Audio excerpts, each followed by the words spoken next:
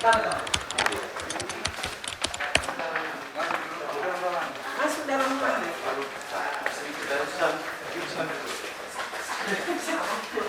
Sisi kepala ini.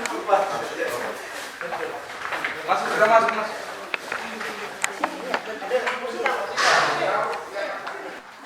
Pintu auto ini ada yang kunci, harus ada kunci. Tidak apa? Bisa supirnya itu. Karena ada rahasia-rahasianya. Suster, ayo. Kami di sini jalan. Kasih mereka tahu. Kasih. Iya. No, but in a right. Sudah nanti. Kakak ikut duluan ya.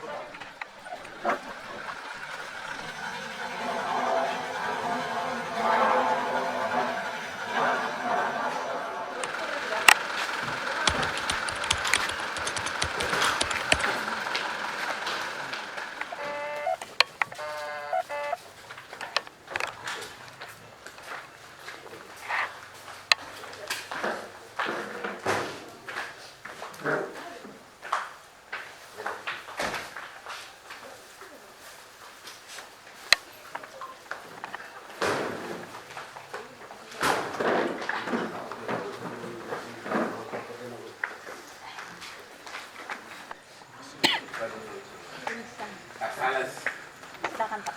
Silakan. Mau kemana dulu nah? Makan dulu.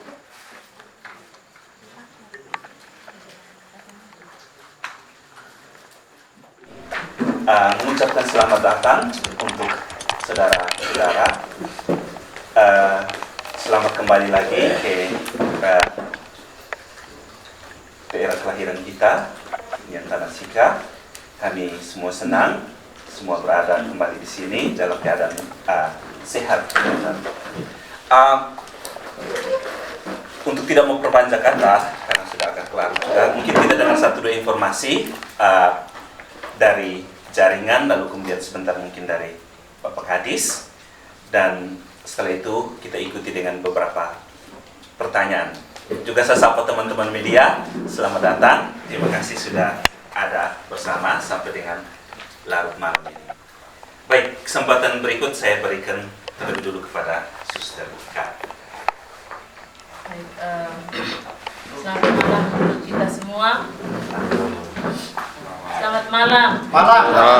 Ya, baik, yang saya kasihi ke tujuh saudara, Pater Muce, Om Valens, Pater Hubert, Pater Otto, Bapak Kepala Dinas Sosial, dan teman-teman media, kita semua yang hadir, teman-teman dari Polres Sika. Selamat malam. Pada kesempatan ini kami dari Jaringan HAM ingin menyampaikan beberapa hal. Saya akan membacakan apa yang sudah kami siapkan.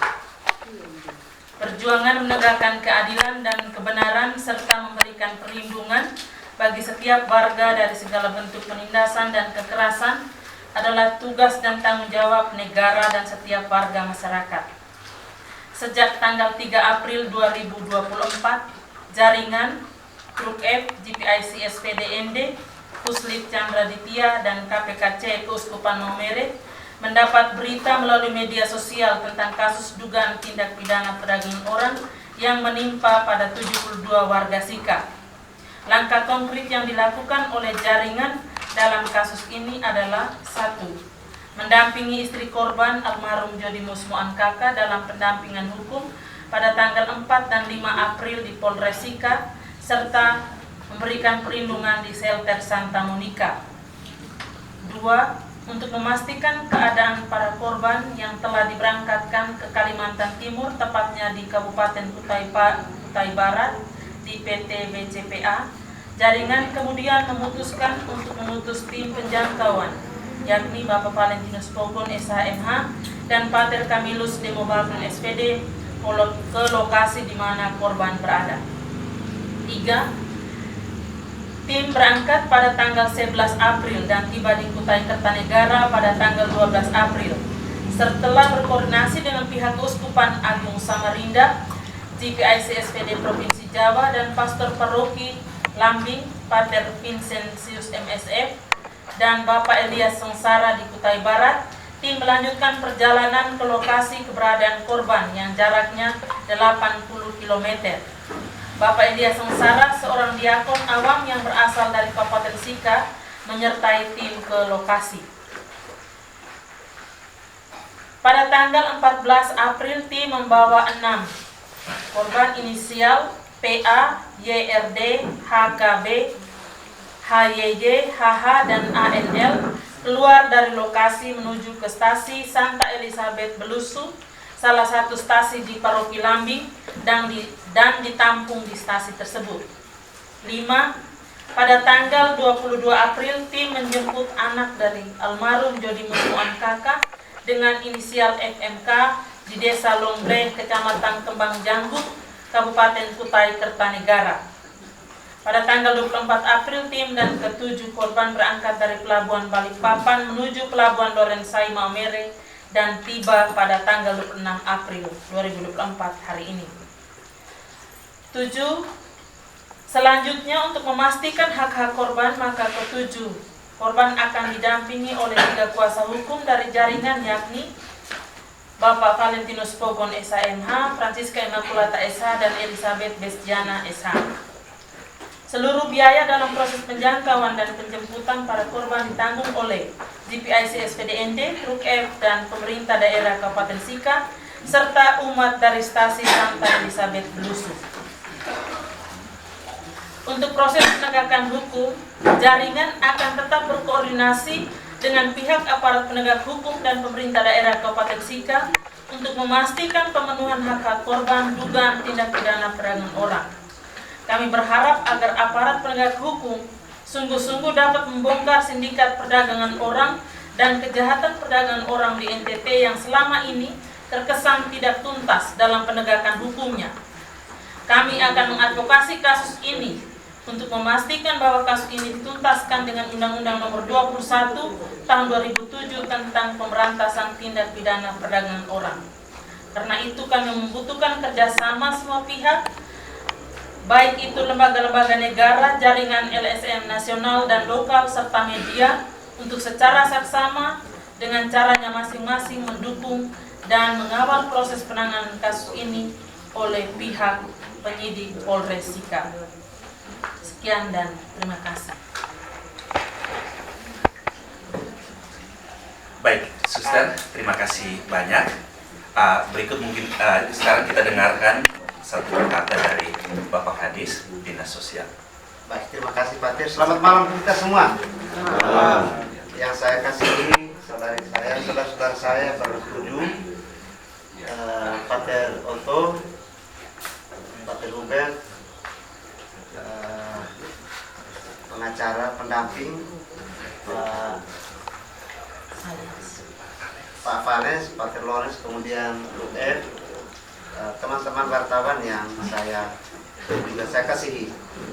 Yang pertama, pemerintah Kabupaten Sika tentu menyampaikan terima kasih banyak, terutama kepada jaringan GPIC yang kami berkoordinasi. Setelah kami mendapat informasi pasti, kami lalu berkoordinasi melalui Pater Ketua jaringan GPIC, Pater Ignas, untuk kemudian kita mencari jalan tercepat dan terbaik.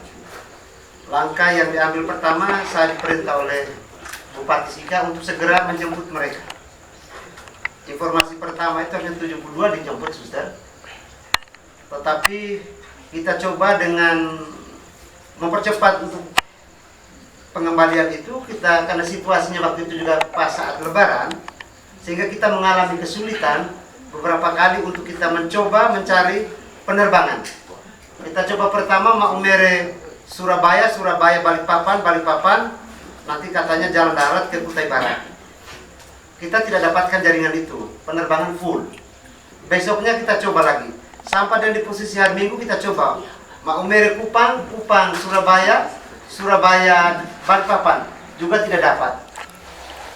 Di hari berikutnya ada informasi dari Pater bahwa ternyata yang akan kembali itu mereka ada 8 orang. Nah, untuk 8 orang ini ternyata semua mereka berada di Kabupaten Kutai Barat. Dan mereka minta segera untuk pulang ke Maumere. Lalu kemudian saya berkoordinasi tetap dengan jaringan Pater Ignas untuk kemudian bagaimana cara agar mereka bisa pulang. Dan itu saya dengan staf saya bolak-balik oleh Dalaro ke sini Chandra Ditya untuk kemudian bisa mencari temu jalan yang terbaik. Dan kita bersyukur pada hari ini saudara-saudara kita yang dari Kutai Barat perjalanan cukup jauh. Saya dengar dengan pertama dari Kutai Barat ke Balikpapan itu menggunakan taksi, lalu kemudian Balikpapan menuju Maumere dengan menggunakan kapal laut. Sehingga sekali lagi saya atas nama pemerintah Kabupaten Sika menyampaikan terima kasih sebanyak-banyaknya teman-teman dari jaringan DPIC dibawakan dengan Pater Ignas dan teman-teman dari Truk F yang begitu cepat mengambil langkah untuk segera mereka ini kembali ke Maumere. Saya kira ini saja. Sekali lagi terima kasih untuk kita semua. Mereka sudah berada di sini. Saya pikir kondisinya sudah bisa nyaman, tinggal pemulangan ke keluarga masing-masing. Malam ini nanti kami diskusikan seperti apa.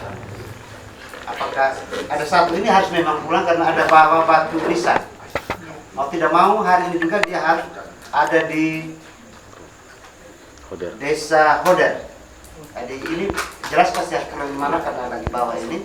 Sedangkan yang lain ini nanti kami diskusi dulu mana yang terbaik. Karena ini juga sudah jam 1, kurang 5 menit jam 1. Kami diskusi yang terbaik untuk mereka. Saya kira ini saja. Terima kasih, selamat malam untuk kita semua. Baik, terima kasih Pak Kadis, terima kasih banyak. Supaya tidak lama mungkin 1-2 pertanyaan langsung to the point ya. Dan tidak berlarut-larut untuk diskusi dari teman-teman media. Tidak ada. Silakan. Boleh ditujukan kepada siapa ya? Saya untuk Pak Kadis. Oke, siap. Pak Kadis, dalam aksi pemulangan ini apa yang dilakukan oleh pihak Persita dalam hal ini selain koordinasi dan komunikasi, ada tidak kontribusi lain yang berlipat menjadikan pihak Persita sehingga mereka bisa pulang dari Ternate seperti yang mulai dengan selamat. Yang kedua, Pak Kadis, pasca ketiban PKK di Maumere ada tidak semua pendampingan ataupun support secara psikologis dari sisi dinas sosial, ada tidak semacam tindakan seperti itu yang dilakukan oleh dinas sosial ke depan.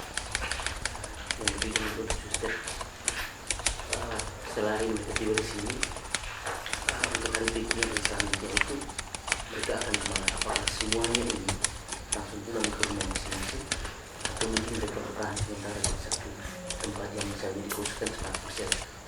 Mungkin bisa disampaikan juga. Oke, baik. Terima kasih. Pak Kadis, langsung saja. Baik, terima kasih.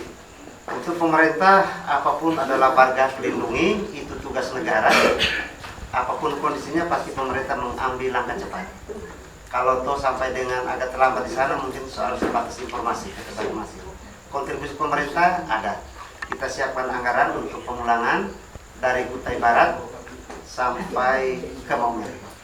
Dan selebihnya juga bersama teman Truk F dan jaringan DPIC kita siapkan anggaran.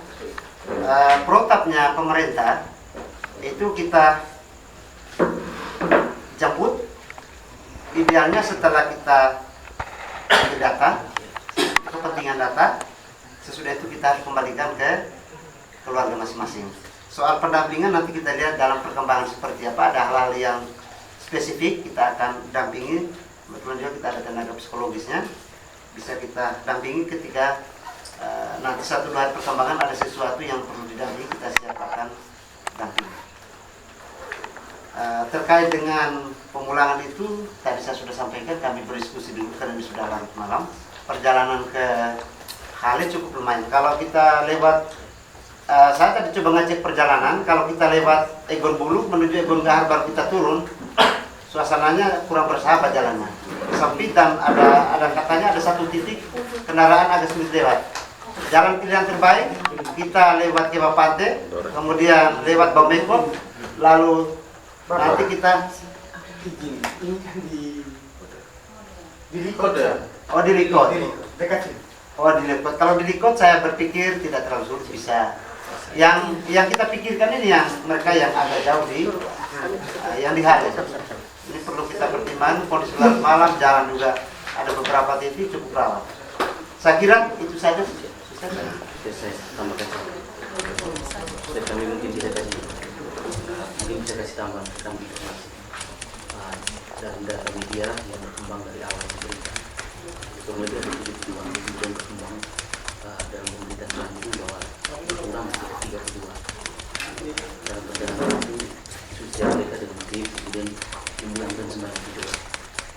Dan kami ada 7 orang yang pulang maka kami bahwa Baik, terima kasih.